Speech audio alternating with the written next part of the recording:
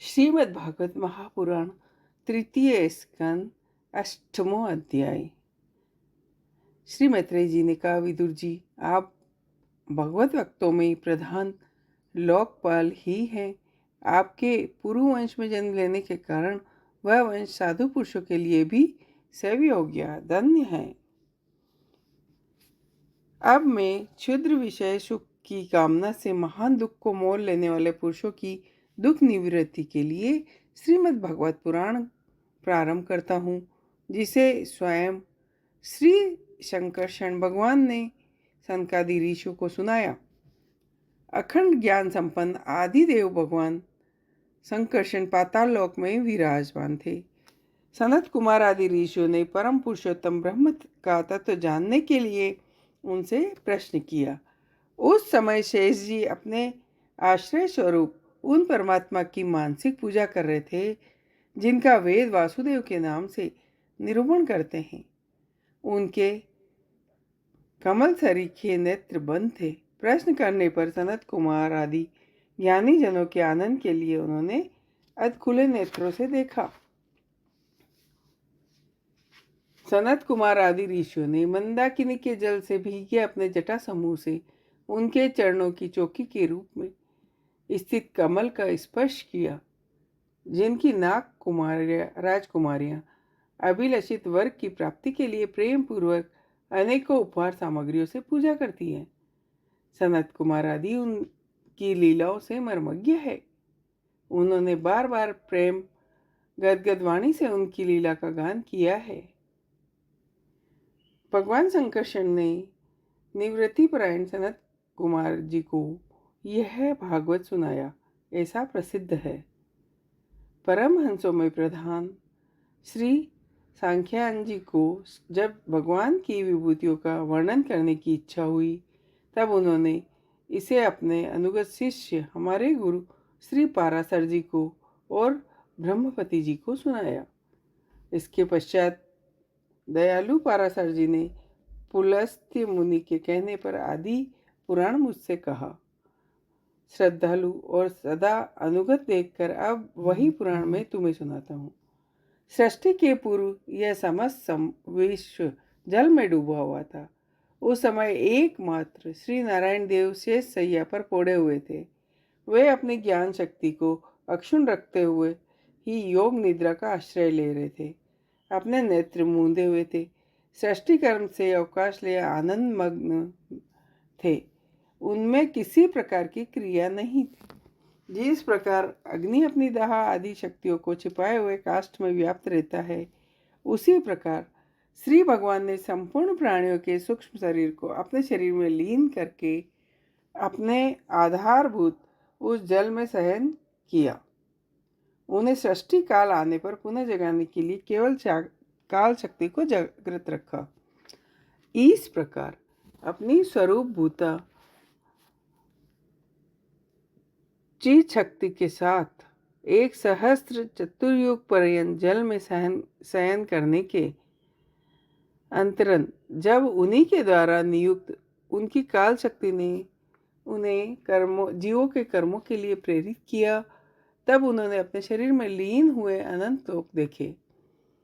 जिस समय भगवान की दृष्टि अपने में निहित पड़ी, तब वह कालाश्रित रजोगुण से क्षुब्धित होकर सृष्टि रचना के निमित्त उनके नाभि देश से बाहर निकाला। कर्म शक्ति को जागृत करने वाले काल के द्वारा विष्णु भगवान की नाभि से प्रकट हुआ कमल कोश के रूप में सहसा ऊपर उठा और सूर्य के समान तेज से अपार जल राशि को देदीप्यमान कर दिया। उस कमल की गद्दी में बैठे हुए ब्रह्मा जी को जब कोई लोक नहीं दिखाई दिया, तो वे आकाश में देखने लगे। उस समय जल की तरंग मंगलों के कारण ब्रह्मा जी को अपना तथा लोक तत्व का कुछ रहस्य न जान पड़ा। वे सोचने लगे, इस कमल की कर्णिका पर बैठा हुआ मैं कौन हूं? ऐसा सोचकर वे कमल की नाल के सूक्ष्म छिद्र से होकर उस जल में घुसे, किंतु उस आधार को खोजते हुए नाभि देश के समीप पहुंचने पर भी उन्हें न पा सके।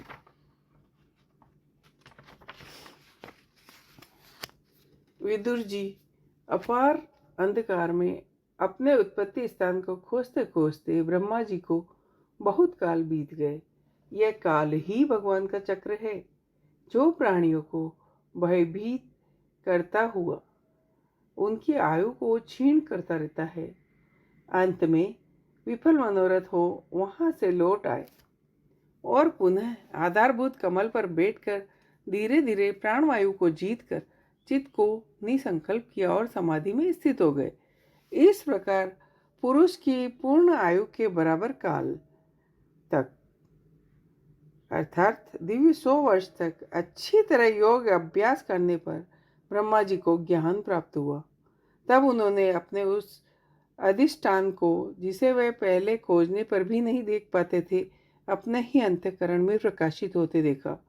उन्होंने देखा कि उस प्रलयकालीन जल में शेष जी के कमल नाल सदृश्य घोर और विशाल विग्रह की सैया पर पुरुषोत्तम भगवान अकेले ही लेटे हैं। वे अपने श्याम शरीर की आभा से मरकतमणि के पर्वत की शोभा को लज्जित कर रहे हैं। उनकी कमर पीठ पर पर्वत के प्राप्त देश में छाए हुए सायंकाल के पीले चमकीले मेघों की आभा को मलिन कर रहे हैं। उनका वह श्री विग्रह अपने परिमाण से त्रिलोकी का संग्रह किए हुए हैं।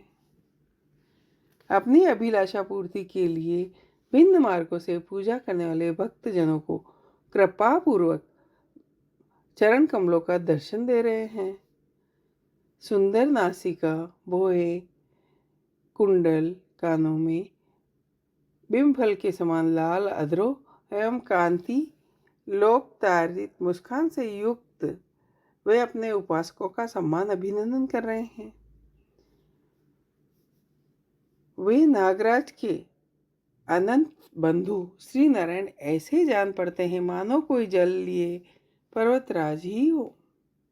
प्रभु के गले में वेद रूप से भोरों के गुंजायमान अपनी कीर्तिमयी वनमाला विराज रही है। सूर्य, चंद्र, वायु और अग्नि आदि देवताओं को भी आप तक पहुंच नहीं है तथा त्रिभुवन में बेरोक टोक विचरण करने वाले सुदर्शन चक्र आदि आयुध भी प्रभु के आसपास ही घूमते रहते हैं। उनके लिए भी आप अत्यंत दुर्लभ है।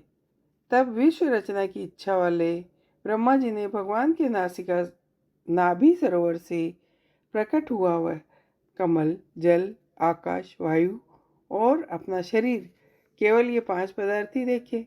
इनके सिवा उन्हें कुछ न दिखाई दिया। रजोगुण से व्याप्त ब्रह्मा जी प्रजा की रचना करना चाहते थे। जब उन्होंने सृष्टि के कारण रूप केवल ये 5 पदार्थ ही देखे तब लोक रचना के लिए उत्सुक होने के कारण वे श्री हरि में चित्त लगाकर उन परम पूजनीय प्रभु की स्तुति करने लगे। इति श्रीमद्भागवत महापुराण परमहंसाय संहिताय तृतीय स्कंद अष्टमो अध्याय। जय हो।